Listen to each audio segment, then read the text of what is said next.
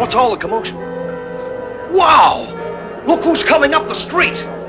Fearless, calm, fully aware of his great powers, Submariner confidently makes his way through the uneasy, staring crowds. Stand aside! I will bode no interference from mere mortals. If that then set the stage for what's to come and what type of character for you to expect Namor to be, then I don't know what to tell you, but without further ado, let's dive into the video.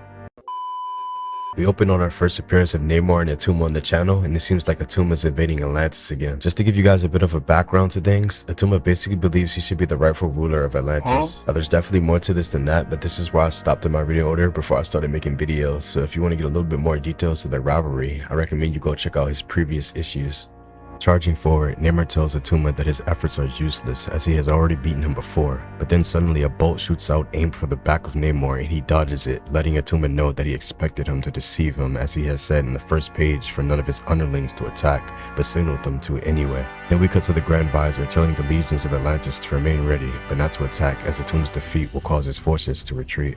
Then, just like clockwork, we see Attuma catch a mean right hook and gets knocked down by Namor. And just like the Grand Visor said, Attuma's goon starts crying out in defeat. With the battle lost, Attuma rallies his soldiers to retreat, but vows to return as he will never give up his fight for the throne until Namor is basically eradicated. Later after the battle, Attuma and his goons start reflecting on their loss to Namor, with Attuma giving a speech on how Atlantis is the only place he hasn't conquered yet. He then goes on to say that from this moment on, they live for one purpose and one purpose only, to grind Atlantis into the dust, and how they would create a weapon so powerful that not even Namor himself can stand against it. You can even see how far gone he's becoming. He doesn't even care how much of his own people he could lose as long as Namor and Atlantis is destroyed. We then cut to a UFO flying past Earth with two aliens discussing how primitive our planets are and how it's now time to check on the servo robot, aka the mightiest engine of destruction in their galaxy. Their words, not mine, which unluckily for them just so happened to fall right into Earth's atmosphere and into the ocean. With the servo robot now under the sea, it ends up being on the block of Attuma and his goons, which they instantly get alerted by his presence. Now rushing to go check on the unknown intruder, one of Attuma's goons thinks it could be Namor, but they suddenly come face to face with it and is confused on what it could be.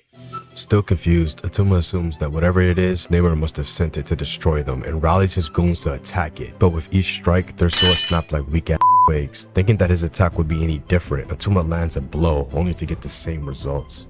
Still thinking that the servo bot has something to do with Namor, Attuma is not ready to give up just yet and orders his man to bring forth something called the neutral ray. With an observer scope in the distance, Namor witnesses everything that's currently going on with Attuma and the servo robot, while the Lord Vishanti warns Namor that although they won, Attuma's last attack caused heavy damage and they still need time to recover before getting into any more conflicts. Namor agrees, then continues to ponder on what he just saw, wondering if Attuma has now come in possession of a deadly weapon or if something far worse is afoot.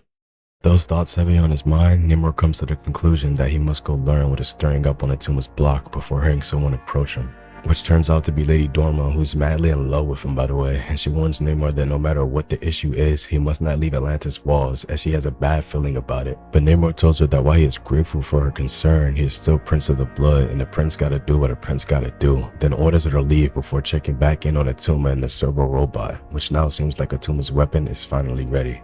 With his neutral ray now armed, Attuma gives the order to fire as the missile-like weapon blasts off, landing straight onto the servo robot.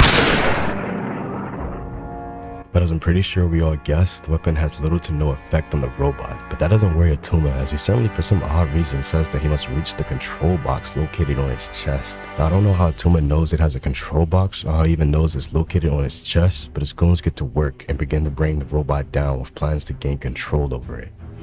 With the servo robot successfully detained, Attuma comes to the realization that the robot was never a weapon from Namor, but a brush of luck that landed right into his hands, giving him the power to destroy Atlantis. Then moments later, Attuma does the impossible and somehow figures out how to rewire the controls of an alien robot to be under his control in what seems like minutes. Now I'm pretty sure you can guess what he orders it to do next, which is to conquer Atlantis and destroy Namor. Well damn, that was fast, huh? We're at the end of the video and this was a pretty quick one, probably the shortest on the channel, but it's clear there's more to the story. But on to the rating. I'm gonna give this one a 4.8 out of a 10, which isn't too bad of a rating. The length left a lot more to be desired, and I can't give it a pass being as it's a two-parter because we have the Green Goblin Unmasked story on the channel, which also was a two-parter, and that didn't end this quickly. But again, it wasn't too bad besides the parts with Atuma having foreknowledge of the alien robot's control mechanism and easily rewiring it. Just felt a bit too rushed, which hopefully the follow-up makes up for it, as it seemed more like a laying the groundwork issue. But anyway, that's all we got for this video. Like and subscribe, stay hydrated, be true to yourself. Peace.